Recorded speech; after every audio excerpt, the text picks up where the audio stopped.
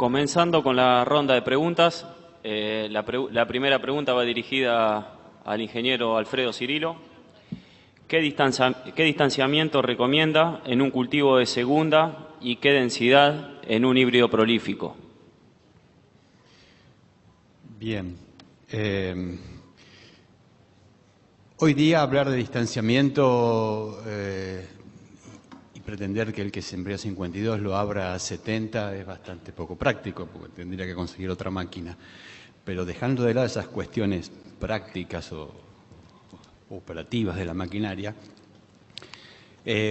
una siembra tardía tiene menor riesgo de estrés hídrico en floración, como mencionábamos antes. O sea, la variabilidad o el impacto del estrés en floración es menos grave y el riesgo climático es menor, ¿sí? De manera que el riesgo que tenía el estrechar surcos de que hace un consumo hídrico más abundante por el mayor cierre del entresurco con respecto a un cultivo más temprano, perdón, cultivo con surcos más abiertos, no sería tan grave porque esperamos que vuelva a llover o que haya lluvias en el momento crítico de la floración, por un lado.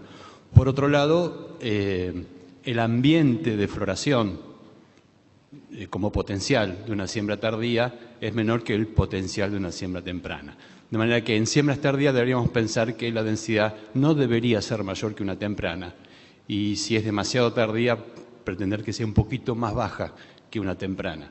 Por lo tanto, en siembras tardías tendríamos un ambiente, una situación de cultivo donde pensar en estrechar surcos no tendría los riesgos del mayor consumo hídrico y tendría las ventajas de mayor cobertura ante una menor densidad.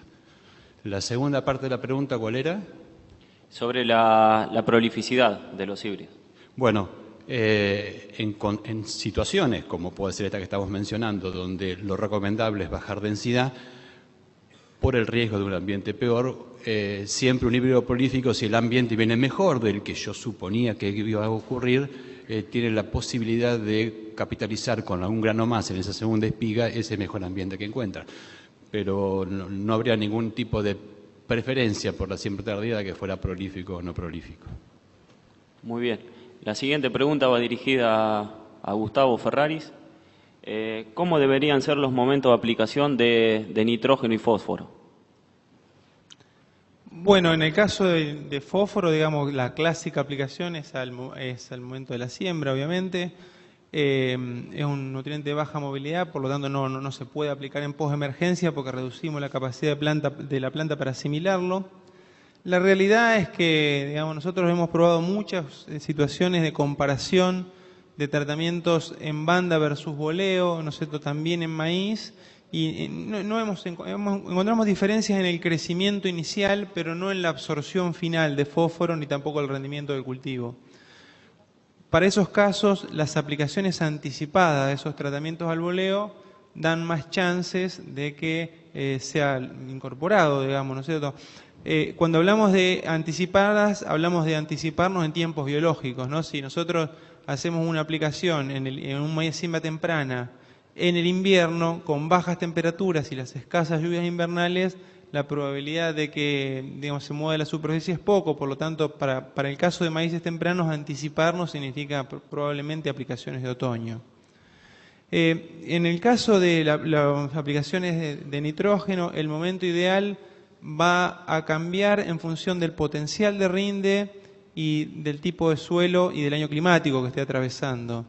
En general, potenciales de rinde más bajo que requieren dosis menores permiten, o sea que la saturación de nitrógeno del suelo es inferior y entonces los riesgos de lixiviación también son menores. O sea, en bajas dosis, eventualmente las diferencias entre tratamientos digamos, diferidos y a la siembra se achican, se reducen bastante. Cuando nosotros nos vamos hacia ambientes de más potencial, donde ajustamos el nitrógeno a 160, 170, 180 kilos de nitrógeno, suelo más fertilizante, estamos aplicando cantidades considerablemente altas. Entonces, lo más lógico, digamos, desde el punto de vista de la biología de la planta y desde el punto de vista empresarial, es acompañar la demanda del cultivo mediante aplicaciones a medida que el cultivo va generando una capacidad de absorción, ¿no es cierto? Entonces, en esas situaciones, digamos, la aplicación es o divididas, una parte a la siembra y otra en posemergencia, o directamente en la posemergencia, son aquellas que sincronizan mejor la demanda del cultivo con parte de la oferta. También tiene que ver, digamos, con la estructura de maquinaria. Si yo estoy contratando una siembra y la máquina tiene doble fertilización, yo la voy a aprovechar para poner algo de nitrógeno, pero siempre en años de buenas precipitaciones, ambientes de alto rendimiento, altas dosis, es conveniente guardar una posibilidad de ajuste hacia la posemergencia. Muchas gracias. La siguiente pregunta va dirigida a Margarita Sillón. ¿Qué respuestas ante aplicaciones fungicidas es de esperar en maíces tempranos versus tardíos? Bueno, en maíces de alto potencial las respuestas van de 8 a 10% de los rendimientos. Muchas veces las diferencias son porque la enfermedad prevalente en los maíces de primera básicamente a trabajar suele ser la roya, y en los maíces de segunda hemos encontrado lo normal, un 8%, pero hay una gran variación porque si la enfermedad en la que luego deriva el cultivo es podredumbre de raíz y tallo, ha habido hasta 25%, pero por planta caída, digamos, ya no por efecto de llenado de granos, sino porque hay mucha planta caída. Pero podríamos estar esperando entre un 8 y un 10% del rendimiento. Muy bien. La siguiente pregunta va dirigida a Agustín Pontacuarto. En planteos de muy alta productividad, ¿qué híbrido estás recomendando?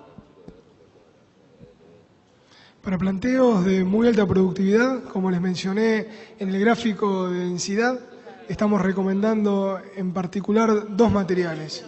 Para la zona, si se quiere, la zona que estamos ahora, norte de la provincia de Buenos Aires, sur de Santa Fe, 2738 con biotecnología MGRR2, acompañando también al 2771 con biotecnología BT Triple Pro, serían los dos materiales a elegir.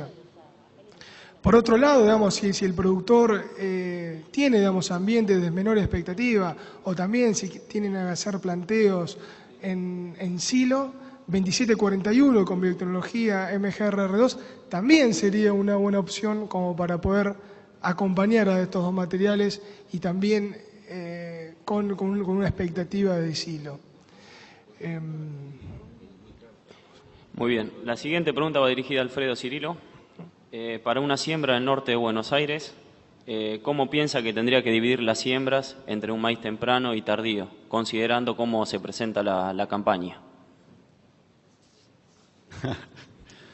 Bueno, habrá que ver cómo se presenta la campaña, precisamente. Eso es una decisión empresarial, sí, que obviamente depende de cada uno. Simplemente los elementos son, si la campaña viene húmeda, me inclinaría hacia maíces tempranos en una mayor proporción. Y si tiene los riesgos climáticos, lo inverso. Desde ya que siempre dividir los riesgos es lo más conveniente, salvo que tenga la precisa información de que viene un año concretamente niña, un año concretamente niño, ¿sí?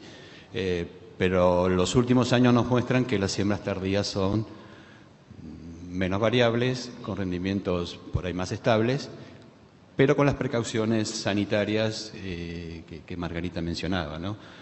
De manera que, bueno, es una decisión de la empresa, teniendo en cuenta los pronósticos climáticos que terminan siendo por ahora todavía solo pronósticos. Muy bien.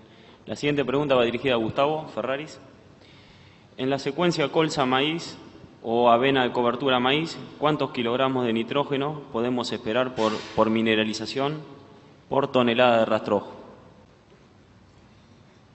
Bueno, en realidad, digamos, la mineralización durante los cultivos de verano, lo que nosotros hemos medido está en 70 a 100 kilos de nitrógeno en años sin sequías extremas, ¿no?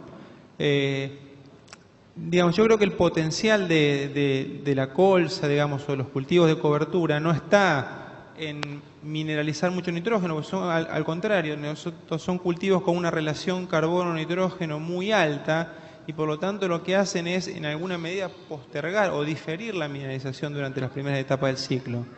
Su gran potencialidad y su gran utilidad es que generan niveles de cobertura muy abundantes, ¿no es cierto? Y que en alguna medida, sobre todo en aquellas zonas, ¿no es cierto?, donde nos sobra agua en el otoño, o donde, por ejemplo, tenemos lluvias muy buenas residuales del verano anterior, o donde tenemos presencia de napa, esa agua residual del otoño la podemos transformar en carbono, generar cobertura, y entonces poner al cultivo en una mejor condición hídrica, digamos, para afrontar el verano siguiente.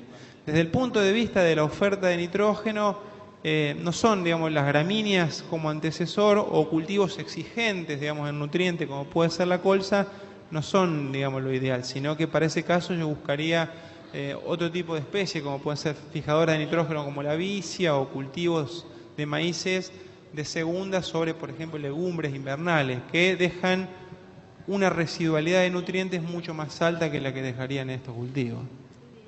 Muy bien. La siguiente pregunta va dirigida a Margarita Sillón. En ataque severo de tizón, ¿qué caída en los rendimientos se pueden presentar? Y hemos tenido 30% como máximo, 30-35%. Ataques importantes, desde prácticamente B6, con todas las hojas con alguna lesión de tizón. Entonces llegaron esos maíces a R1, como la foto que vieron ustedes, donde las 3 hojas que rodeaban la espiga estaban con un 60% de severidad, quedaba muy poco de área verde.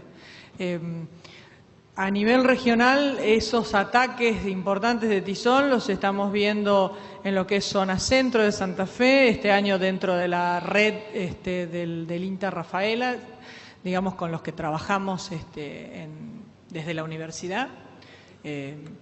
Ahí había un 10% de híbridos con alto ataque de tizón, y luego todo lo que es el área oeste de Santa Fe, este de Córdoba, San Francisco, esa es una zona complicada para tizón. Muy bien. La siguiente pregunta va dirigida a Agustín Pontacuarto. ¿Qué materiales recomienda para planteos de silo? Bueno, un poquito mencioné en la respuesta anterior. Depende mucho, digamos, del objetivo, digamos, en búsqueda. Si el objetivo es maximizar la materia verde, con los productos que mencioné en el portfolio, de los productos de Olmario 2752 y 2765, serían los productos a elegir para poder maximizar el recurso materia verde. Pero cuando realmente buscamos un silo, digamos, de calidad, quizás el 2741 con tecnología MGA RR2 o en su defecto RR2, está mucho más balanceado en cuanto a calidad de silo. Por lo tanto, digamos, sería también un cultivar, digamos, a elegir para el productor. Bueno, agradecemos a los 4 disertantes por su presentación. La verdad que creo que nos dejaron las herramientas suficientes por la parte técnica para plantear el cultivo de maíz para la próxima campaña.